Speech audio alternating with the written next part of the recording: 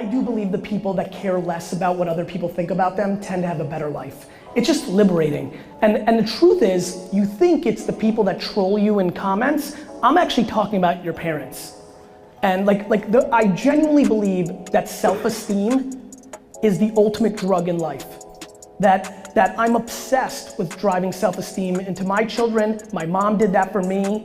And listen, there's a very fine line between self-esteem and delusion, right? There's a very fine line, but the reality is there are just so many people sitting here that are broken inside because they care what their older brother thinks about their behavior, or what their husband thinks about their behavior, or what their mom said to them growing up. And I don't really know how to break that. What I'm trying to do with my life is, in parallel, achieve what I want for me. But the reason I document so much is I'm trying to become the injection of audacity into the people that watch me, that gives them the courage to take the jump into the pool that they're scared to swim in. And so people are just being held back by other people's opinions. And that's deep stuff that you can't really hack at. I'm trying to play my tiny little part, but I would say that's the differentiation. Like, it's unbelievable to me. I tweeted something which was an inside tweet without context for my company, which was insecurity leads to politics. The people at VaynerMedia that are so talented, that are so about to win, that I'm about to fire because they're insecure and that leads them to terrible behavior, it breaks my heart. And we try hard. My crew's there, they know we try hard. We pound at them, we try to make them feel safe. We have a chief heart officer, I do my thing. We have a good culture, I try. But insecurity is a killer. It leads to all the bad shit. And so it's the difference between self-confidence and insecurity. It's the difference of, like, listen, being self-promotional and putting yourself out there, there's so many people that have opinions about me. As long as the people that actually know me have the opinions they have versus the people that have never met me but they heard me say fuck on stage, like, as long as I'm good with the people that actually can look under the hood, then I'll always win. So if you feel good about who you actually are, you need to get loud. And if you don't, fix your shit. I feel like all this pain and need around me, and it overwhelms me. Pain from the people that are sending these crazy emails? Well, yes, sometimes, like directly from the client. Yes. Just like from the social media world at large. Like, oh, you mean how all of social right now is just negative as fuck? Yeah. Yes. I feel it's like emotional dodgeball and like right. opinion dodgeball. Yes. All these ideas and like, how can I get in there and try and help people? And you stay on the offense of positivity if you believe it. You manage the amount of time you spend looking and rubbernecking at negativity. How do you do that? Do you have I don't give a fuck.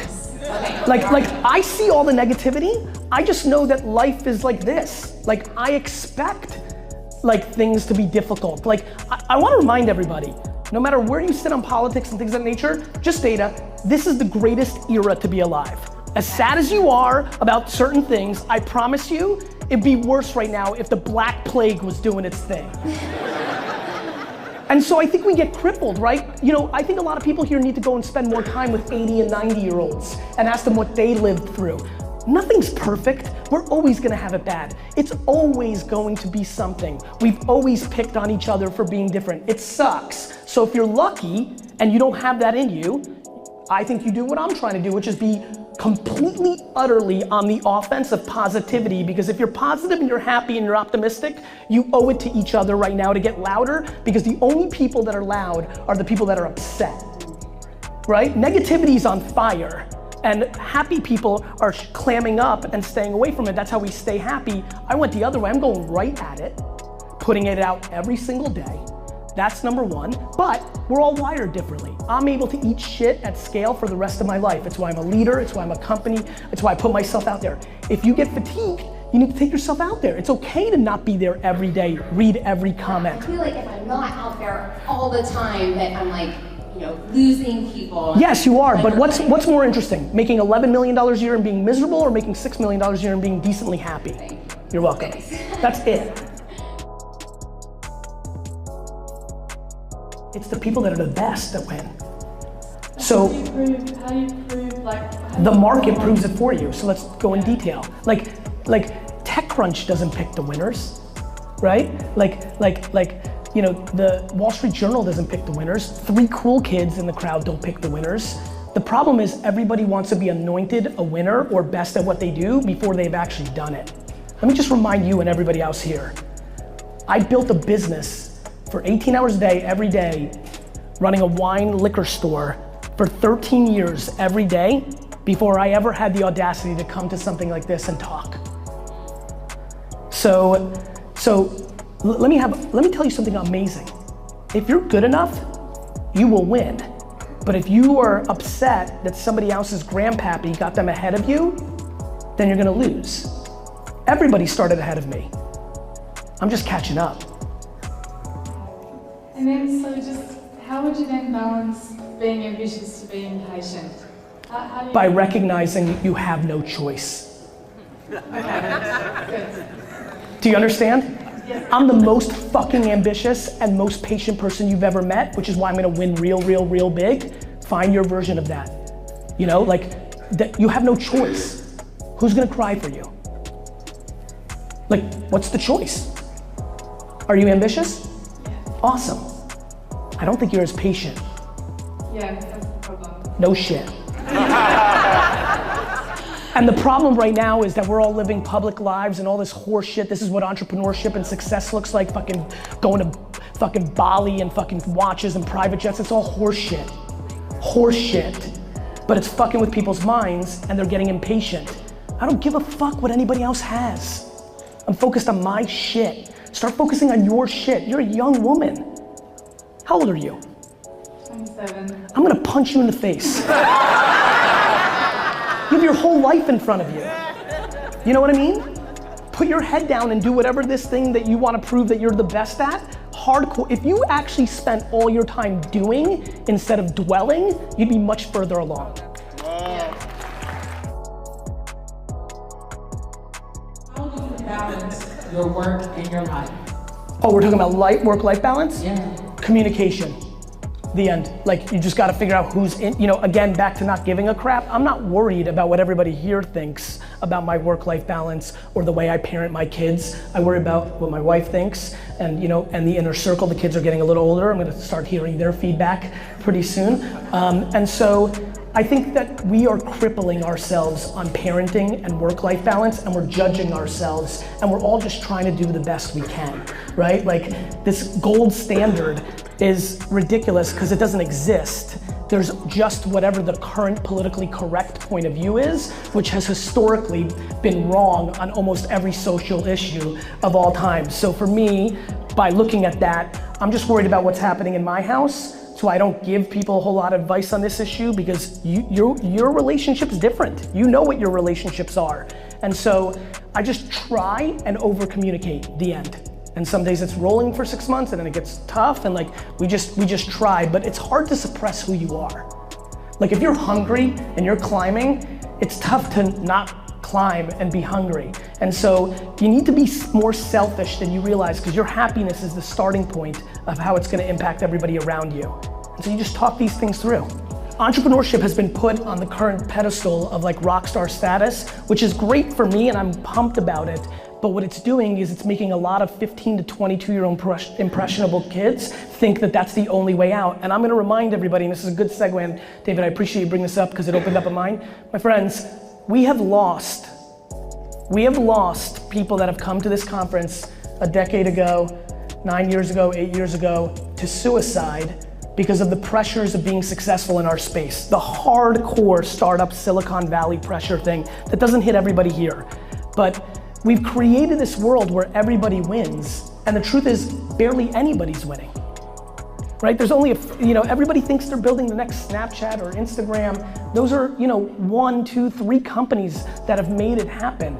So I'm scared. I love it because I'm an entrepreneur and I lived the reverse of your life. I got D's and F's, was emotionally sound as shit, making $4,000 a weekend, was a good kid, and everybody told me I was a loser because I wasn't gonna be good at academics. So I'm thrilled that we're not just black and white from the 80s and 90s where school's the only way out. And I wish I was growing up in this era because I'd be really doing my thing. At the same token, I think the pendulum has swung too far. Entrepreneurship is very lonely. It's all on your back.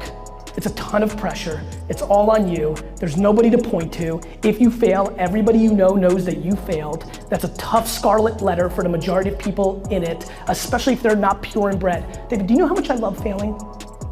I fucking love it.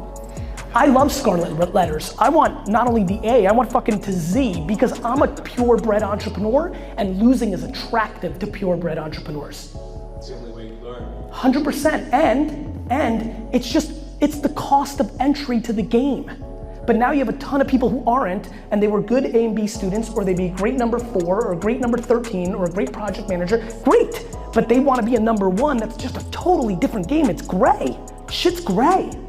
So I'm concerned because we're funneling too many kids into it, and there'll be a lot of pain that comes along with that, because right now I know a ton of 26-year-olds with their startup. They've never failed. Their grandfather was the naming rights of the fucking library that they went to college with, right?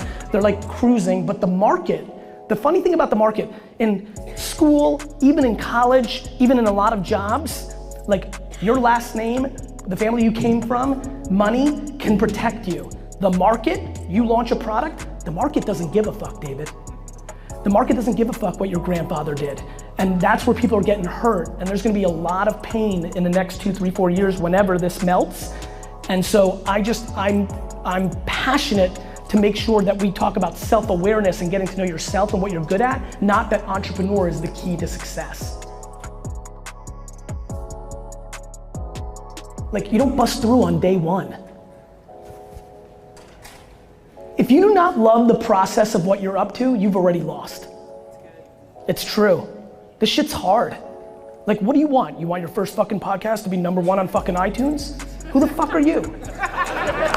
Do you know what I mean? That's the part. You have to love it. I love when people shit on me. I love when I showed up to the tech world and like, the wine guy thinks he's gonna win this thing? Yep.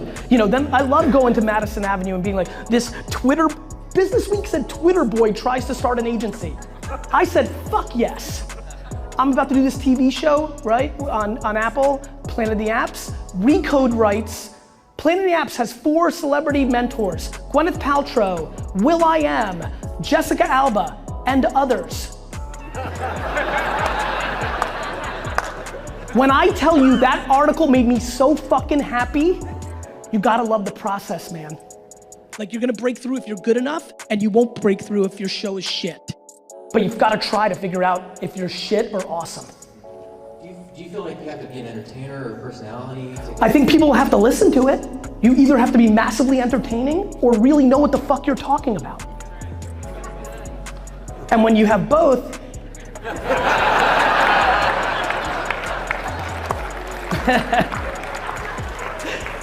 you know what I mean? But there's plenty not massively charismatic, over-the-top assassins in what they do because they fucking know their craft and they say it their way. And by the way, maybe they are better off in I'm obsessed with getting everybody to understand. You have to find your medium. Maybe you're a great writer. Maybe you're great in podcasting. Maybe you're in video. Maybe you cartoon it up like Hugh McLeod, who dominates this scene of the early days of South by. Like, you gotta find the way you communicate if you wanna communicate to the world. Don't do podcasting just because it's trendy. You don't have to have your eureka moment right now. You need to realize you're a salesperson, because that's clearly what you are based on the narrative you just painted. And what you should be doing is tasting a lot of different things, putting yourself in different rooms, different networks, consuming different content. You need to figure out what floats your boat. But by the way, it may just be the game of sales, and it may not matter what the product is, and that would be okay as well. But you don't have to figure out what your monster business is right this second. And you need to be thankful for having clearly really strong sales skills, because it is a survival tactic that will always work for you.